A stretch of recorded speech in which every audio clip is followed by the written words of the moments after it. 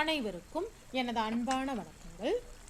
இன்றைக்கு நம்ம பார்க்க போகிற சமையல் குறிப்பு மட்டன் கீமா கறி வந்து ரொம்பவே டேஸ்ட்டாக எப்படி தயாரிக்கிறதுனே பார்க்கலாங்க.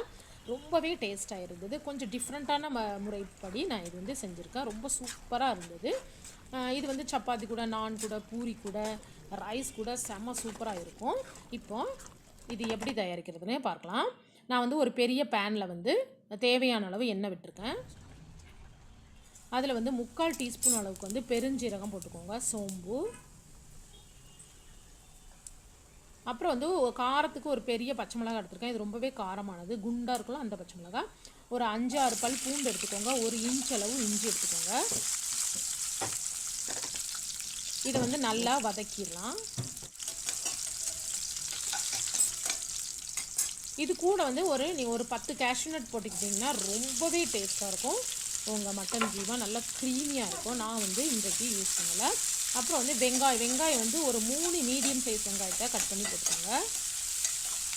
இதில் வந்து நீங்கள் கண்டிப்பாக சின்ன வெங்காயம் கூட யூஸ் பண்ணிக்கலாம்.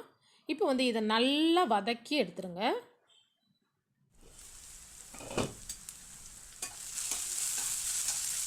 நல்லா இந்த பாருங்கள், இந்த மாதிரி நல்லா ப்ரௌனாக வதங்கினா போதும். ரொம்ப ஓவராக ப்ரௌனாக வதங்கணும்னு அவசியம் இல்லை.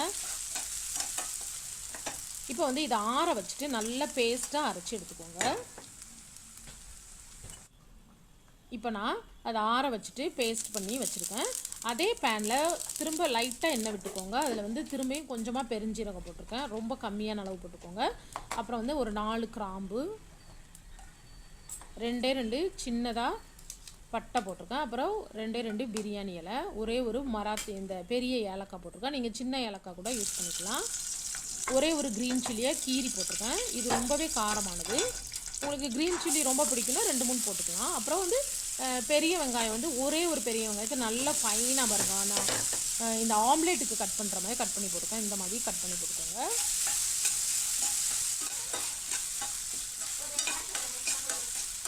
இதை வந்து நல்லா ப்ரௌனாக வதக்கி எடுத்துக்கலாம். இப்போது வெங்காயம் வதங்கினதுக்கப்புறம் தக்காளி வந்து ஒரு 2 தக்காளி மட்டுமே போட்டுக்கோங்க.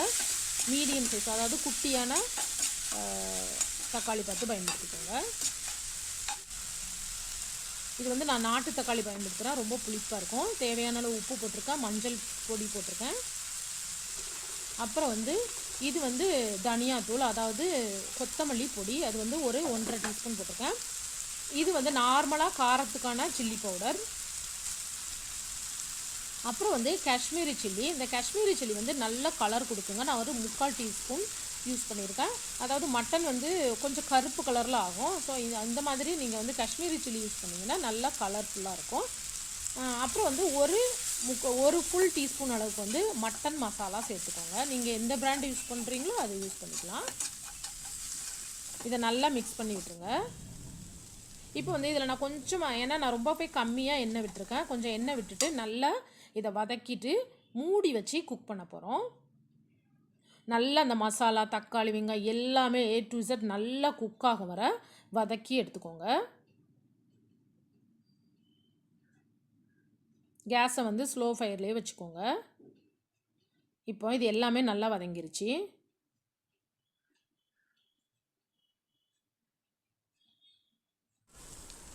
இப்போ வந்து இதில் நான் 1/2 கிலோ கீமா பயன்படுத்தியிருக்கேங்க.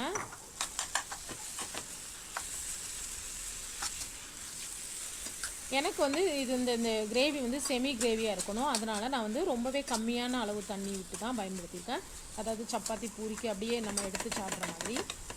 கீமாலாம் ரொம்ப தண்ணியாலாம் பண்ணக்கூடாது, அவ்வளவா நல்லா இருக்காது.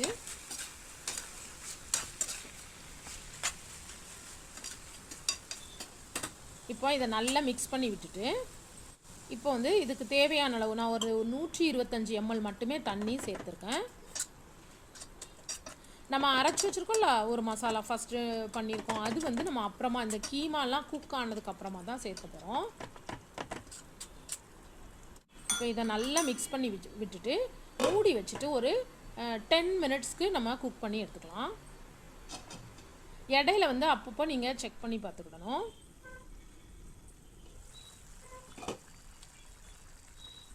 இப்போ வந்து நான் இடையில செக் பண்ணி பார்த்துருக்கேன்.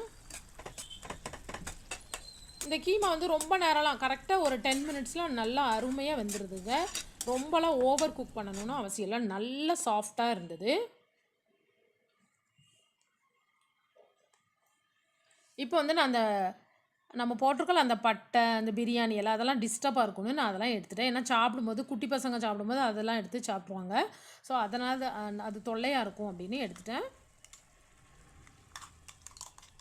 இப்போ வந்து நம்ம அரைச்சி வச்சுருக்க லாஸ்ட்டில் இப்போ வந்து இந்த மட்டன் கீமா வந்து நல்லாவே வெந்துருச்சு. இந்த டைமில் நம்ம அரைச்சி வச்சுருக்கிற இந்த பேஸ்ட்டை சேர்த்துக்கலாம். உங்களுக்கு வந்து இந்த கீமா கறி வந்து இன்னுமே டேஸ்ட்டாக வேணும் அப்படின்னா நம்ம வெங்காயம் இந்த இஞ்சி பூண்டு பச்சை மிளகாலாம் வதக்குறோம்ல அந்த இதோடு சேர்த்து ஒரு 10 கேஷ்யூ நட்டையும் சேர்த்து வதக்கி பேஸ்ட் பண்ணி போட்டிங்கன்னா செம்ம சூப்பராக இருக்கும். ரொம்பவே ரிச்சாக இருக்கும். நான் வந்து இன்றைக்கு சேர்க்கலை. இப்போ வந்து அந்த மசாலா அரைச்சோம்ல அந்த மிக்சியில் உள்ள தண்ணியில் அந்த ஜாரில் உள்ள மசாலாவோட கொஞ்சமாக தண்ணி ஒரு 75 ml மட்டும் ஆட் பண்ணிவிட்டு சேர்த்துருக்கேன். உங்களுக்கு இது நல்ல கிரேவியாக இன்னும் கொஞ்சம் தண்ணியாக வேணும்னா கண்டிப்பாக ஒரு 200 ml வரை சேர்த்துக்கலாங்க. அதுக்கு மேலே சேர்க்க வேண்டாம். இப்போ திரும்பி நான் கொஞ்சமாக தண்ணி விட்டுருக்கேன். இப்போ வந்து இது முக்கால்வாசி அதாவது ரெடி ஆகிட்டு லைட்டாக கொஞ்சம் நேரத்துக்கு ஒரு 2 நிமிஷத்துக்கு குக் பண்ணாலே போதும். இப்போ வந்து இந்த மட்டன் கீமா கறி ரெடி ஆகிட்டுங்க. நம்ம இந்த கேஸை ஆஃப் பண்ணுறதுக்கு முன்னாடி இதில் வந்து 1/2 டீஸ்பூனுக்கு கொஞ்சம் அதிகமாக அதாவது ஒரு 3/4 டீஸ்பூன் அளவுக்கு மிளகு பொடி ஃப்ரெஷ் மிளகு பொடி சேர்த்துக்கோங்க.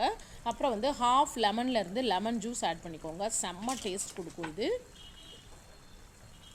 அப்புறம் வந்து கொஞ்சமாக புதினாவும் தனியானா கொத்தமல்லி நல்லா குட்டி குட்டியாக கட் பண்ணி இந்த மாதிரி தூவிக்கோங்க. அவ்வளோதான். இது கூட வந்து லாஸ்ட்டில் வந்து நீங்கள் கொஞ்சமாக கீ அப்படி இல்லைனா பட்டர் ஆட் பண்ணிங்கன்னா ஒரு டீஸ்பூன் அளவுக்கு கீ அப்படி இல்லைனா பட்டர் ஆட் பண்ணிங்கன்னா ரொம்பவே ரிச்சாக இருக்கும். நான் வந்து சேர்க்கலை. அவ்வளோதான். இப்போ ரெடி ஆகிட்டுங்க. நம்ம இதை கேஸை ஆஃப் பண்ணிடலாம். இது ரொம்பவே டேஸ்ட்டாக இருக்கும். ரொம்ப ஈஸியான ரெசிபி தான். நீங்கள் சப்பாத்தி கூட, பூரி கூட, நான் கூட, இட்லி தோசை கூட செம்ம சூப்பராக இருக்கும். ரைஸ் கூடலாம் ரொம்பவே சூப்பராக இருக்கும். ரொம்ப ஈஸியான முறைப்படி நான் உங்களுக்கு சொல்லி கொடுத்துருக்கேன். இதே மாதிரி உங்கள் வீட்டில் நீங்கள் ட்ரை பண்ணணுன்னு தான் இந்த வீடியோ நான் உங்களுக்கு ஸ்பெஷலாக அப்லோட் பண்ணுறேன். இது வரைக்கும் பொறுமையாக இந்த வீடியோ பார்த்ததுக்கு ரொம்ப ரொம்ப நன்றிங்க. தேங்க்யூ ஸோ மச் ஃபார் வாட்சிங். தேங்க்யூ.